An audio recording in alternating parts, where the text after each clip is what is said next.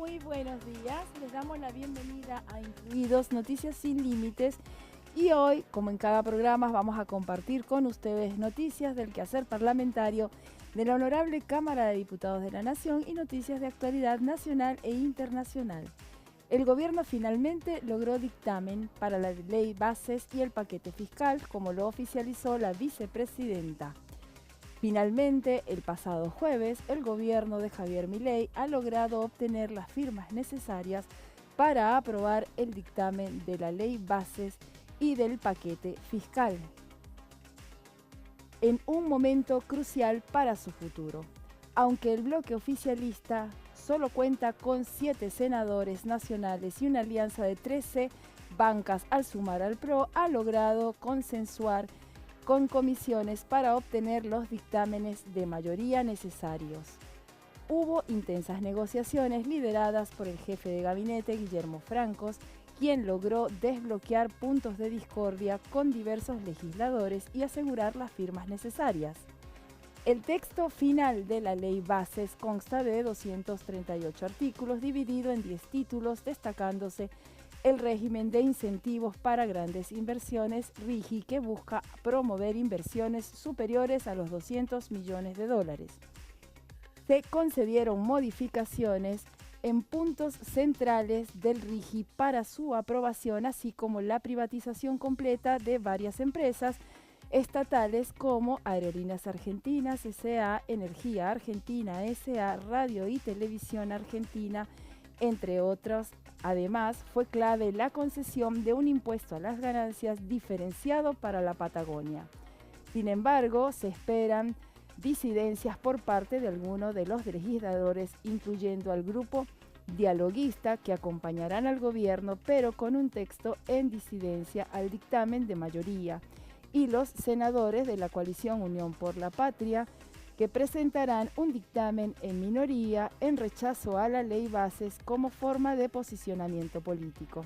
El futuro de la ley estará en la Cámara de Diputados, que deberá definir sobre lo resuelto en el Senado. Y mañana habrá sesión en Diputados. En una próxima sesión en Diputados se debatirá sobre la ley La Movilidad Jubilatoria, donde el peronismo buscará ampliar el temario, incluyendo el Fondo Nacional de Incentivo Docente, FONIT, y el financiamiento de las universidades. La oposición dialoguista, respaldada por el bloque UCR, Hacemos Coalición Federal, la Coalición Cívica e Innovación Federal, propone reemplazar la fórmula actual impuesta por Javier Milei por un decreto con una ley, aunque no han definido su postura acerca de la ampliación de temario por parte del peronismo o si convocar a una nueva sesión el mismo día. En cuanto a la movilidad jubilatoria, hay 2 propuestas principales. Los dialoguistas proponen un haber mínimo basado en la canasta básica del adulto mayor, con actualización mensual según el índice de precios al consumidor IPC, y un 8,1% adicional para compensar la inflación no cubierta por el decreto de Milei. Además, sugieren un aumento semestral basado en la diferencia entre el promedio de los salarios y el IPC. Por otro lado, el peronismo propone una recomposición inicial del 20,6% y una fórmula de movilidad basada en el IPC con un adicional semestral basado en la diferencia entre los salarios privados y el IPC, pagando el 50% de esta diferencia. La diferencia principal radica en el uso del Fondo de Garantías de Sustentabilidad de la ANSES. Los dialoguistas proponen utilizarlo para pagar juicios previsionales y deudas de nación con las cajas provinciales no transferidas, mientras que el peronismo se opone a esta medida. Si se alcanza un acuerdo entre el peronismo y los dialoguistas, la aprobación en Senado sería muy probable. Sin embargo, el gobierno amenaza con vetar cualquier proyecto que afecte el superávit fiscal. Por otro lado, el peronismo busca ampliar el temario de la sesión para incluir en el presupuesto universitario y la restitución del FONIT. Ahora, en cuanto al ámbito internacional, el presidente argentino Javier Milei concluyó una gira por Estados Unidos donde se reunió con líderes de importantes empresas tecnológicas como Mark Zuckerberg de Meta, Tim Cook de Apple y Sundar Pichai de Google, entre otros. Milei busca atraer inversiones a Argentina y discutió el desarrollo tecnológico del país. Durante estas reuniones, además, ofreció una conferencia sobre economía en el Instituto Hoover de la Universidad de Stanford, presentado por Condoleezza Rice, la directora de la institución y ex consejera de Seguridad Nacional y ex secretaria de Estado durante la presidencia de George Bush hijo. También tuvo un encuentro con el CEO de OpenAI, Sam Altman, para hablar sobre inteligencia artificial. Durante su visita, Milei generó controversias con declaraciones sobre el hambre en Argentina. Finalizó su gira viajando a El Salvador para participar en la asunción del presidente Nayib Bukele, donde coincidió con diferentes mandatarios de la región y del mundo, incluso con el rey Felipe VI, con quien hubo un saludo cordial.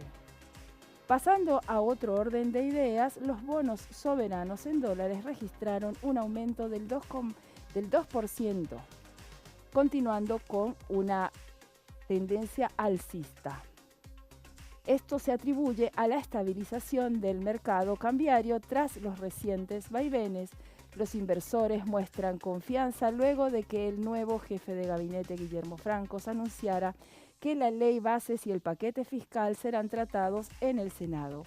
A pesar de posibles modificaciones, este desarrollo es visto como un avance significativo por los operadores financieros. Específicamente, los bonos Ley Nueva York experimentaron un aumento entre el 1,5 y el 2,1%, destacándose el global con un crecimiento del 4,1%. La aprobación de la ley bases y el paquete fiscal es crucial para la cotización de estos bonos, ya que desregulan sectores económicos y buscan establecer ingresos tributarios para alcanzar el objetivo de déficit cero del ministro de Economía. El índice EMBI Argentina, que mide el riesgo país, disminuyó un 4,5% debido al avance de los títulos de deuda, situándose en 1.312 puntos básicos. Por otro lado, en el ámbito bursátil, la bolsa porteña cerró en alza, impulsada por la perspectiva política favorable. El oficialismo obtuvo apoyo parlamentario para debatir la ley bases y el paquete fiscal en el Senado, lo que generó optimismo entre los inversores. El índice S&P Merval alcanzó un máximo histórico de 1.642 unidades, con un aumento del 4% liderado por empresas del sector financiero. Los recientes cambios en el gobierno, incluyendo la designación de Guillermo Francos como jefe de gabinetes y la creación de un nuevo ministerio relacionado con la desregulación económica a cargo de Federico Sturzenegger, también contribuyen a la confianza del mercado, que reacciona positivamente a los avances en el Senado. Ahora pasamos a comentar que el gobierno ha decidido postergar nuevamente el aumento en las tarifas de transporte y distribución de luz y de gas, con el objetivo de limitar el impacto en la inflación. Esta medida implica congelar los aumentos previstos para junio, mientras que trabaja en un nuevo sistema de actualización mensual. Las empresas afectadas expresaron su descontento por esta decisión. Se espera una quita de subsidios para usuarios de ingresos medios y bajos, aunque se reconocerían los ingresos no percibidos por las empresas en mayo y en junio. Los aumentos en las tarifas durante el primer cuatrimestre buscaban compensar la falta de ingresos de las empresas tras un largo congelamiento. Se plantea un cambio en el sistema de subsidios, particularmente para los usuarios de ingresos bajos y medios conocidos como N2 y N3, respectivamente. Se espera una reducción en el bloque de consumo subsidiado para los N3 y la implementación de topes de consumo con asistencia aunque aún no se han dado detalles específicos sobre cómo afectará esto a las facturas. El gobierno también busca evitar la superposición de subsidios y establecer nuevos criterios de exclusión más restrictivos. Se posterga la implementación de un nuevo esquema de asignación de subvenciones basado en la canasta básica energética, mientras se avanza en un esquema de transición. Se prevé un recorte en el gasto de subsidios a las tarifas, pero debido al empeoramiento de la situación social se está reconsiderando el ajuste.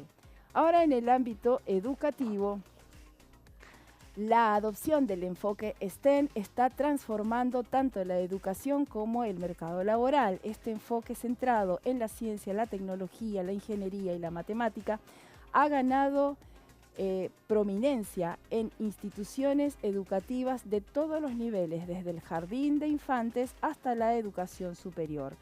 Algunas variantes incluso incluyen el arte.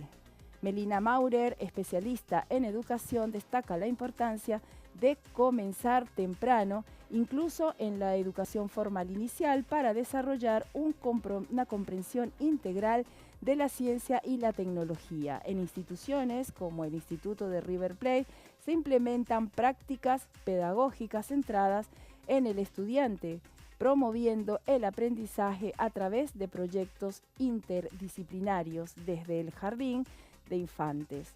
En niveles más avanzados, como la secundaria y la educación superior, se fomenta el aprendizaje basado en proyectos ABP y se diseñan planes de aprendizaje personalizados.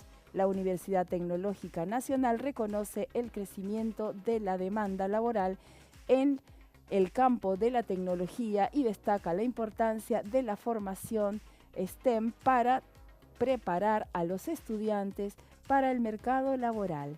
Y así llegamos al final de nuestro informe del día de hoy, agradeciendo a la Biblioteca del Congreso y a la Asociación Civil Tiflonexos por facilitarnos el material en braille para llegar hasta ustedes, invitándolos a que nos acompañen mañana nuevamente a las 10:45 en una nueva edición. Muchísimas gracias.